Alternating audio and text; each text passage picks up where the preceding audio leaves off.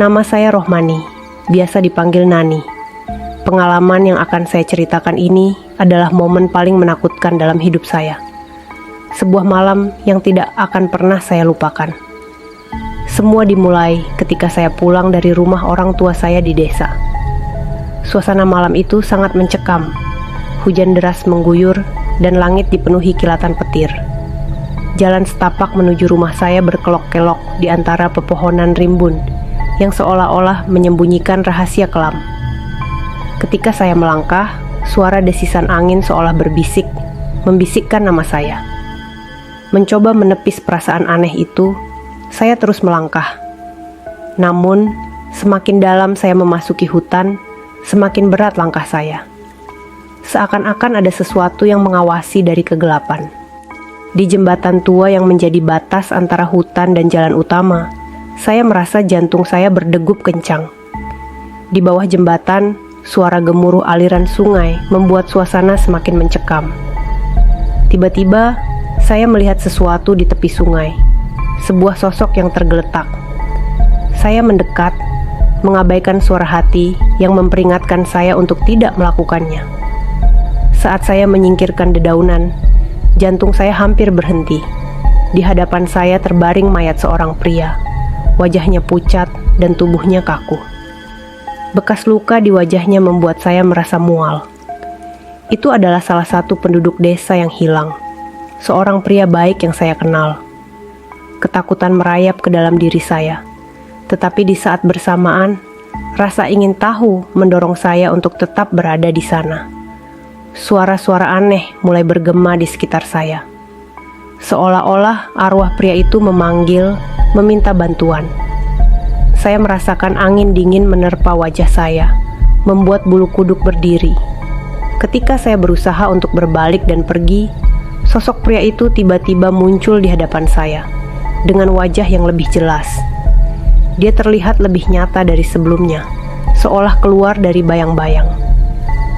"Nani," suaranya menggema, penuh kesedihan dan kemarahan.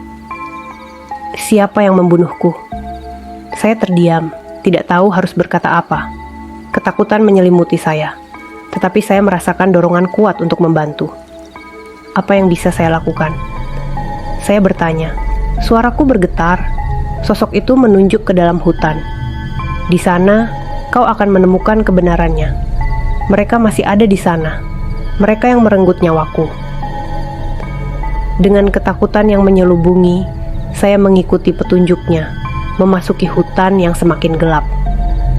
Suara-suara aneh menggema, seolah-olah mengawasi setiap langkah saya. Saya merasa terjebak dalam sebuah permainan yang tidak saya inginkan. Setelah beberapa saat berjalan, saya menemukan sebuah bekas campuran tanah dan batu. Tanpa ragu, saya mulai menggali.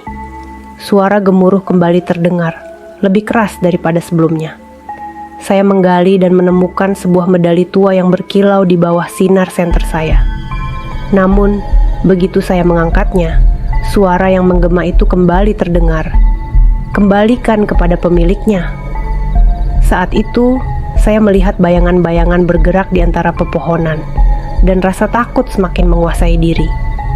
Saya berlari, meninggalkan medali di tempat itu. Namun, suara-suara aneh terus mengikuti saya, seolah hutan itu hidup dan ingin menahan saya. Akhirnya, saya sampai kembali di tepi sungai. Sosok pria itu menunggu di sana. "Kau tidak mengembalikannya, Nani. Mereka tidak akan membiarkanmu pergi." Suara itu menakutkan, membuat saya ingin berteriak. Saya merasakan sesuatu yang mencekam mengalir di sekitar saya. Dari balik pohon, muncul sosok-sosok lain, bayangan kelam yang seakan menantang saya.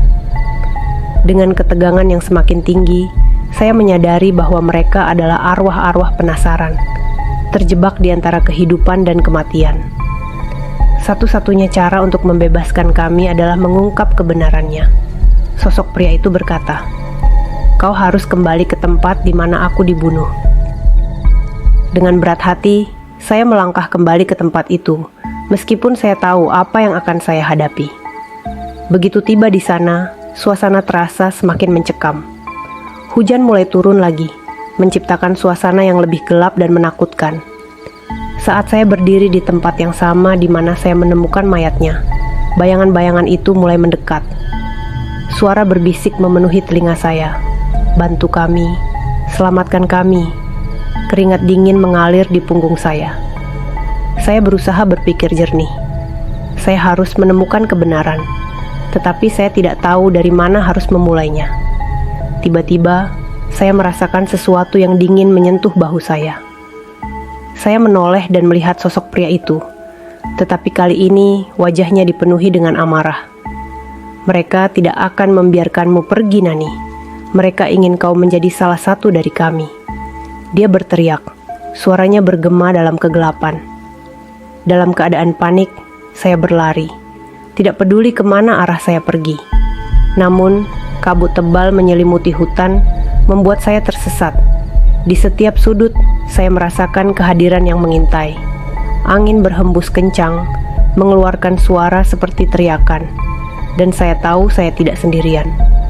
Setiap langkah yang saya ambil semakin mendekatkan saya pada kegelapan yang lebih dalam. Tiba-tiba, saya menemukan diri saya di hadapan sebuah gua tua. Suara-suara aneh memanggil dari dalam, dan tanpa pikir panjang, saya masuk ke dalam kegelapan. Di dalam gua, suasana menjadi lebih dingin. Cahaya senter saya hanya menerangi sebagian kecil dari ruang tersebut.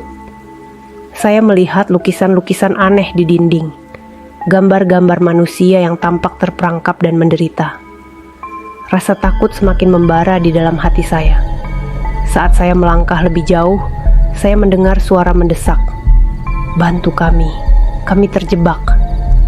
Suara itu datang dari kegelapan, dan saya merasa terombang-ambing antara ingin membantu dan takut akan apa yang mungkin saya temui. Kemudian, dari kegelapan, muncul sosok-sosok dengan wajah penuh luka dan kemarahan.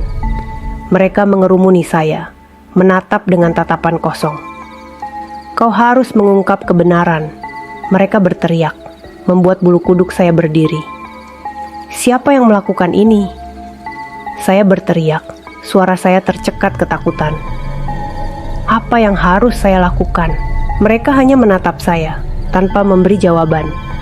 Dalam kepanikan, saya berlari keluar dari gua, terjebak antara harapan untuk bebas dan ketakutan yang mencekam. Namun, begitu saya keluar, saya menyadari bahwa kabut telah menutupi semua jalan. Saya tidak bisa kembali. Dalam keadaan putus asa, saya berlari menuju hutan.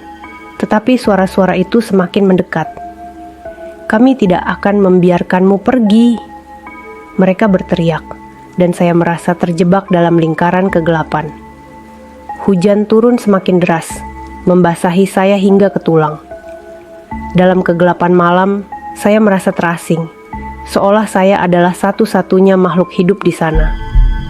Semua rasa takut yang saya rasakan selama ini kini menjadi nyata. Saya berlari sejauh mungkin, tetapi saya tidak bisa menemukan jalan keluar. Tiba-tiba, sosok pria yang saya temui sebelumnya muncul di depan saya. "Nani, kau harus berani. Mereka tidak akan membiarkanmu pergi sebelum kau mengungkap kebenarannya," dia berkata dengan tegas. Saya tidak tahu apa yang harus dilakukan. Saya menjawab, merasa putus asa. "Saya hanya ingin selamat." Dia mendekat, dan saya bisa merasakan hawa dingin yang mengelilinginya. "Kau memiliki kekuatan, Nani. Temukan tempatku terbunuh, dan ungkapkan kebenarannya. Hanya dengan cara itu, kau bisa membebaskan kami." Saya berusaha mengumpulkan keberanian. Saya tahu saya harus melakukannya, meskipun ketakutan merayap ke seluruh tubuh saya. Saya kembali ke tempat mayat itu ditemukan, tetapi kali ini saya tidak sendirian. Suara-suara hantu mengikutiku, berbisik tentang kegelapan dan kemarahan mereka. Saat saya tiba di tempat itu, saya melihat sesuatu yang membuat jantung saya hampir berhenti. Bekas luka di tanah, seolah-olah ada pertarungan yang terjadi di sana. Saya mulai menggali, meskipun saya tahu bahwa setiap detik yang berlalu semakin mendekatkan saya pada kegelapan yang lebih dalam. Tiba-tiba, saya menemukan medali yang saya lihat sebelumnya. Begitu,